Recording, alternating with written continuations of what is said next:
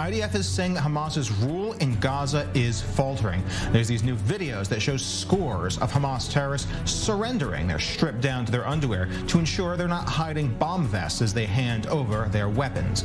Military officials say that Hamas terrorists have been surrendering in greater numbers to the IDF in other areas in Gaza as the military pushes deeper into Hamas's strongholds. Mass surrenders in the Jabalia and the Shejaiya stronghold neighborhoods. Interrogations after surrender reveal a growing disconnect between Hamas's soldiers and their leadership. Leadership is painting them a rosy picture and urging them to fight to the bitter end, while their trigger pullers on the ground say that leadership clearly does not care about their lives. The IDF says the information gathered from surrendering terror operatives has helped update the military's target bank.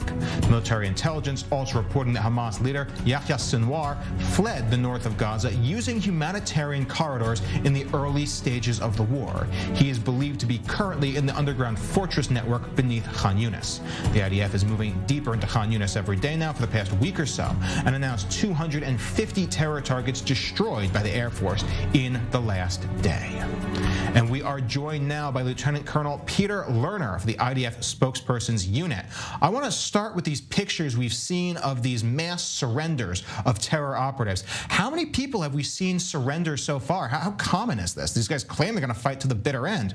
Seems that they won't when push comes to shove. So as we move forward in our operations, we are going to see this type of phenomena increasing because obviously when push comes to shove, we are engaging the enemy on the ground, defeating them day by day, and we will see more and more of these images of people preferring not to go into combat and surrendering themselves. So of course the magnitude will be increasing, it will be widespread, and of course we will utilize the intelligence, the information we can get from the different, whether they're Hamas operatives or just civilians that have knowledge. And indeed, the activities are ongoing. And as we rightly said yesterday, we've seen more and more information coming out of the field, and we are gaining a grasp on what is going on. As you rightly pointed out, Sinwar is being pursued, and this is the nature of the war ahead. So how's the process work? We just saw these videos handing over the weapons, holding up IDs. What do you do with them after you catch them? So there's obviously field questioning, operations that are ongoing, processing, and those that are needed for further interrogation go to further interrogation, and those that are not are released. Now, we've seen some calls from activist groups in the West that are criticizing these large-scale surrenders and arrests. Can you explain to them the necessity of why they're stripped down and how the frequency of them hiding bomb vests and other weapons has been in the past? So we lived through the second intifada here, where Hamas used suicide bombing as a strategy in inflicting huge, massive deaths on Israelis in coffee shops, in malls, in shopping centers, and so on. So it is a threat, it exists, and therefore we need to act with caution when engaging civilians and suspects on the ground.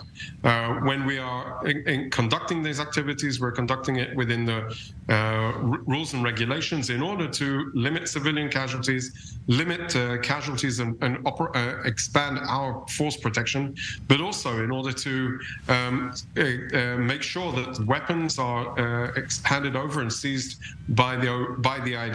This is the reality on the ground.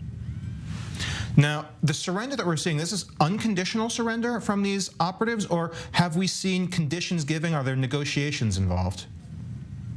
So I mean, when we're surrounding a location that has a huge amount of operatives, we call them to surrender. That is basically what is happening. Okay. I want to move on to the discussion we had briefly mentioned, that being Yahya Sinwar, how he fled to the south during the humanitarian corridors in the opening days of the war. Where is the hunt for the terrorist leader currently standing?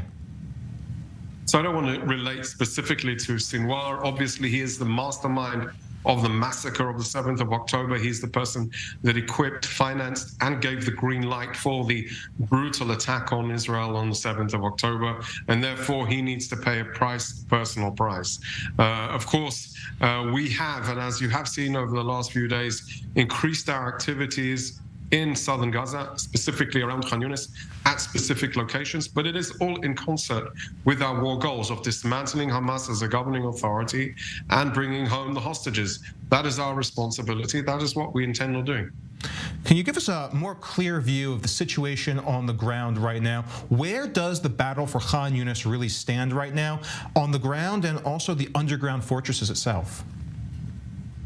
So the reality is one where Hamas has, for the last 16 years, built and anticipated a war with Israel and built its capabilities around what he suspects are the things that would challenge us. So we are conducting house-to-house, alley-to-alley, tunnel-to-tunnel combat. We are engaging the enemy extensively, surrounding specific locations that I would identify and clarify or characterize as centers of gravity of Hamas and their capabilities to operate. So whether it's command control positions, it's staging grounds for their terrorist activities, it's definitely the tunnel system that they're operating in, from, and within.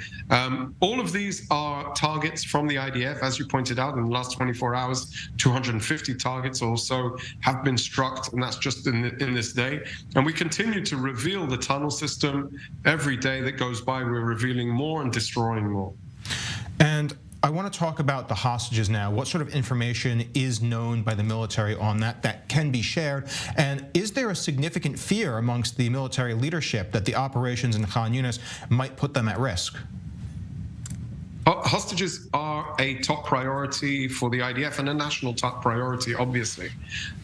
We are very concerned and rightly, we've demanded that the International Committee of the Red Cross have access to the hostages to assess their well-being.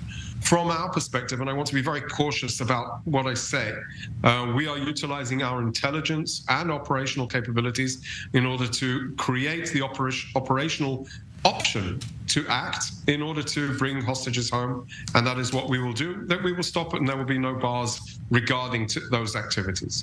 I want to now address some of the accusations we've seen coming out of the United Nations and other international agencies, where we see them criticizing the policy of trying to move civilians to small areas to keep them out of harm's way, and they're talking about the conditions of these civilians in these areas. What is the IDF's response to these accusations? How do you respond to international bodies attempting to pressure the military? So we have to operate, and we take pride in how we operate at distinguishing between civilians and terrorists, non-combatants and Hamas. Our whole effort since day one of this war has been to try and get people, civilians, out of harm's way. This is a fundamental, I would say, value that we uphold, in combination with the second value of military necessity. So we are calling people to evacuate from a specific location. It's because we intend to operate there. And for their health, for their safety, it is best for them to temporarily move. Our war is against Hamas, not against the people of Gaza.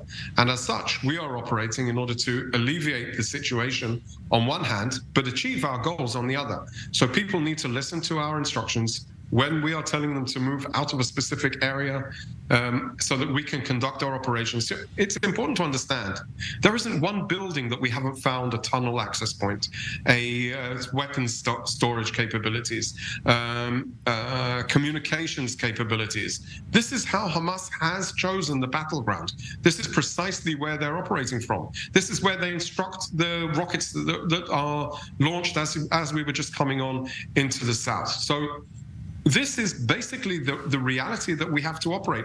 Telling us not to operate would be the equivalent of saying to Hamas, come into Israel again and butcher our families and babies. This is unacceptable. We won't accept it. Israel won't accept it. The IDF has been instructed to dismantle and destroy Hamas's operational capabilities, its governing capabilities, its terrorist capabilities, and we will do so. Do you have a way to estimate how long that might take, the high-intensity phase of the operations? Do we really know, well, how much longer that's going to go on for? I mean, that's a question that I think everybody's wondering. The reality is Hamas have been preparing for this, as I said, for 16 years now. There's no quick fix. From our perspective, the government has not given us a due date. There is no time we need to be done by. There is only the goal that needs to be achieved, and we intend on achieving it. Well, Lieutenant Colonel, thank you very much for breaking down the situation on the ground and helping our audience, as well as the international audience, understand, well, just why there are so many challenges in this operation.